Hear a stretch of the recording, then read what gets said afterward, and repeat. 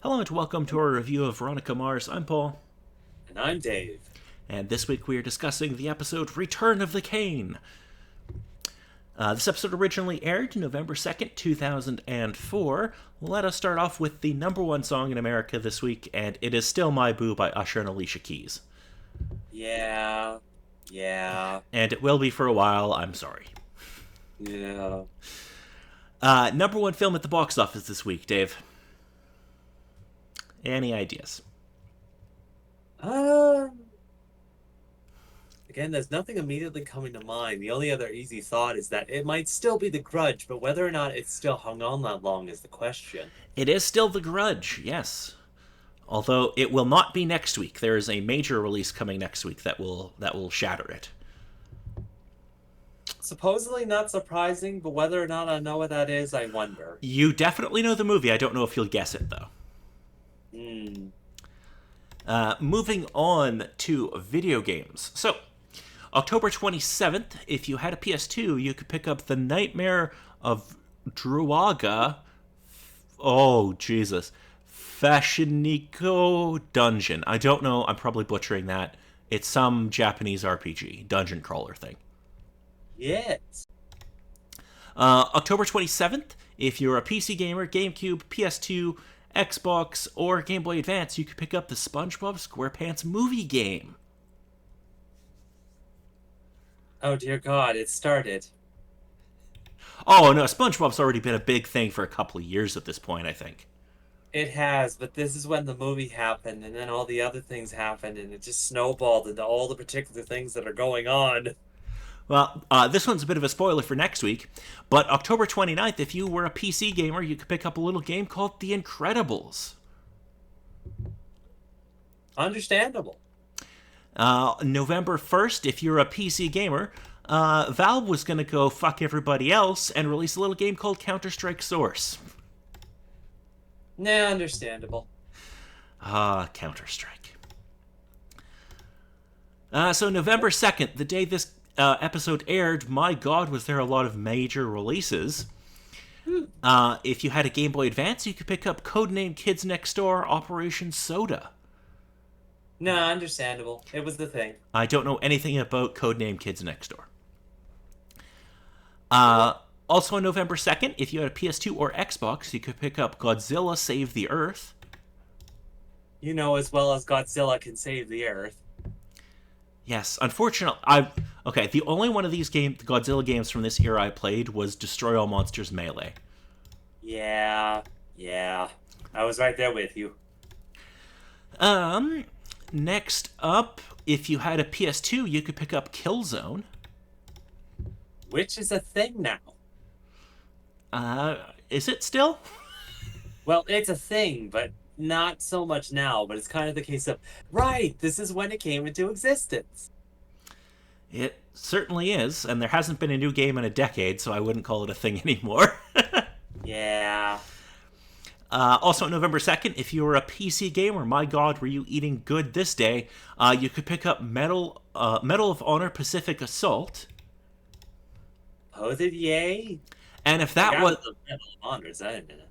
and if that wasn't your thing, you could pick up a little game called Roller Coaster Tycoon 3. Which is like all the other roller coaster tycoons, but it has advancements. Oh, the Roller Coaster Tycoon games are great. Yeah. Also on November 2nd, if you're a PS2 gamer, you weren't left out because you could pick up a little game called Ratchet and Clank Up Your Arsenal. Because if you thought the first game had a lot of guts, this game had more. Yeah, my playing of Ratchet and Clank is probably not where it should be. Yeah, understandable. And finally, on November 2nd, if you were like, all those games don't interest me, I want something based off of a huge media franchise, well, do I have news for you. If you had a GameCube, PS2, Xbox, or a Game Boy Advance, you could pick up a little thing called The Lord of the Rings, The Third Age. Yeah, another one of those marvelous things. From EA, surprisingly enough. Yes, it was an EA game, and it's a turn-based RPG. Yes, because when you were expecting to jump into the Lord of the Rings game, you would be completely surprised that it's not so much like the movies, it's just within the world. Yes, yeah, no, because they'd already done the Two Towers and Return of the King games. Yeah. Which actually, genuinely, if you want to play a game based on Lord of the Rings, those two games are really good. That's understandable, yeah. They're a lot of fun. They're dumb hack and slash games, but they're fun, especially multiplayer. No, that's definitely true. Yes. So, moving on to this episode. Logan finds a mob of paparazzi waiting for him in the morning one day. He makes snide remarks telling them to leave, but his movie star father, Aaron Eccles, arrives and welcomes them. Meanwhile, Duncan talks to his father, Jake, about running for school president. In addition, a cheerleader sees another girl, Wanda, get her food delivered, and she confronts journalism teacher Mallory Dent about the problem. Eventually, a fight ensues between the two. Veronica says that she used to be in the pep squad with Wanda. At dinner that day, Keith and Veronica see on the news that the convicted murderer of Lily Kane, Abel Kuntz, has fired his legal defense counsel. In newspaper class the next day, Veronica is tasked with covering the school election, just as she sees that Wanda is running. Logan tells Duncan he should run. Later, Veronica interviews Wanda. She gives some politically charged responses, speaking out against the rich students and the status quo. Hell yeah. Meanwhile, Duncan sees an ad for his presidential run on the school TV. The video is voiced by Logan's father and seems to have been created by Logan without Duncan's knowledge. Veronica decides to research more into Lily's murder. She starts looking at all of the suspects: Abel Kuntz, Celeste Kane, Jake, and Duncan. She opens her father's safe and begins to look for clues. That night, Logan runs an illegal boxing card. The next day, it is announced that Duncan has actually won the presidency, to the shock of the entire school. Veronica announces that now she's got a story, implying that she believes it was rigged. Later, Veronica talks to another faculty member, Mrs. Donaldson, played by Jane Lynch, who it was fun to see on screen because I feel like she doesn't get enough stuff anymore. Did you ever watch Glee? No, when I first saw her when going into this episode, I was like, oh, hey! Because there's been one or two things that she has had, but yeah, aside from Glee, when she kind of had one of her big breakout roles, it's like, ugh, there hasn't been a lot of stuff that she's kind of been in, which is mildly sad, because she's good. She is, and I wasn't even a fan of Glee, but whatever. Who says that one adult must sign the request for the votes to be recounted. Veronica recruits the journalism teacher, and she accepts.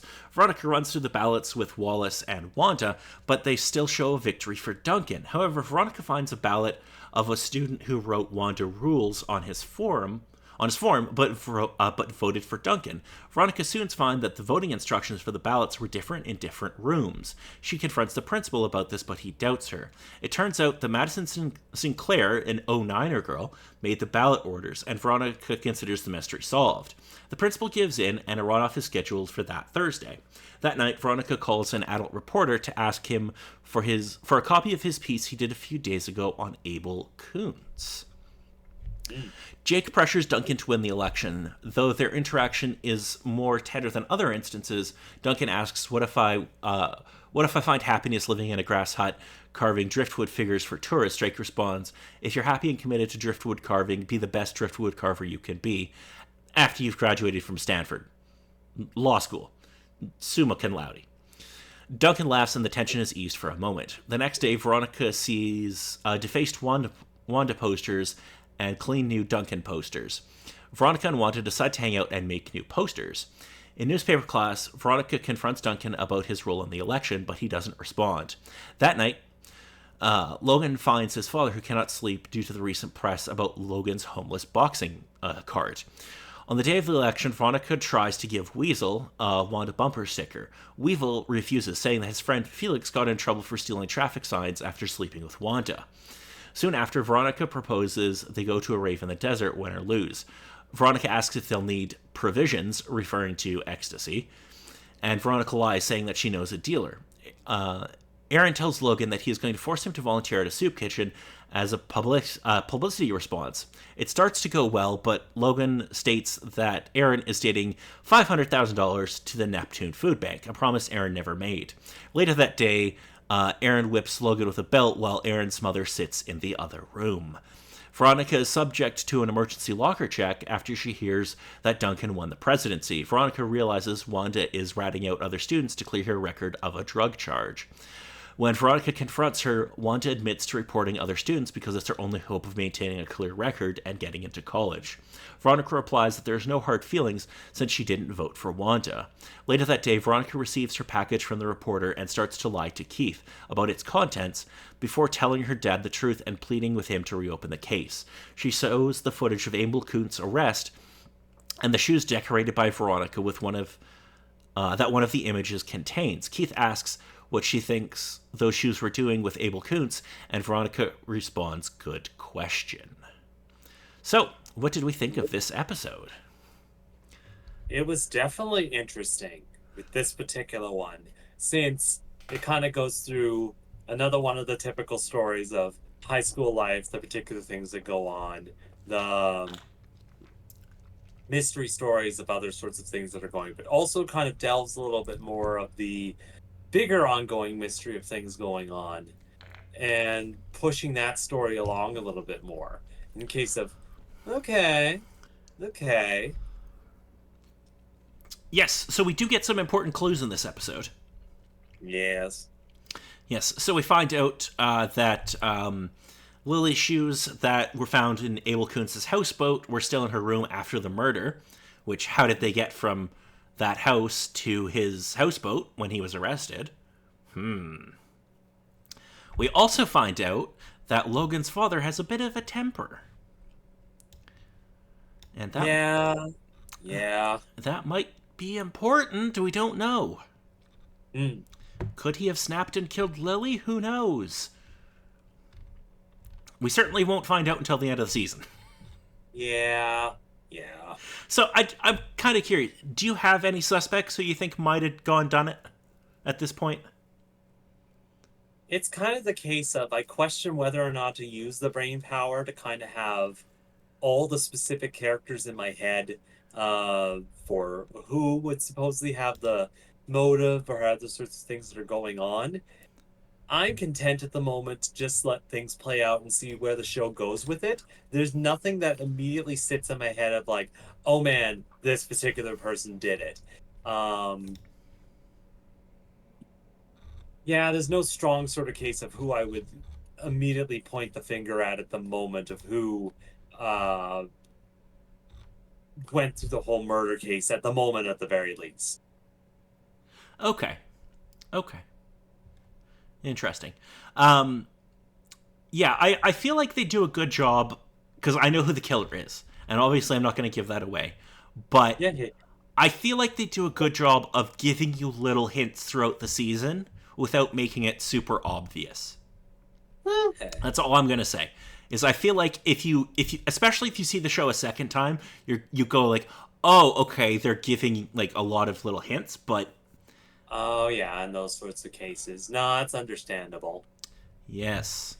Alrighty. Well, if there's nothing else about this episode, next week we'll be discussing the episode The Girl Next Door.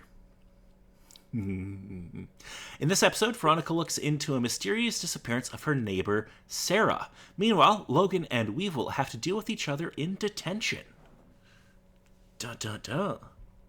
What could happen? Who knows? Some supposed action, supposedly. Yes, Logan and Weevil are going to have to spend time together, and that could be combustible. Yeah. So, until next time, I'm Paul. And I'm Dave.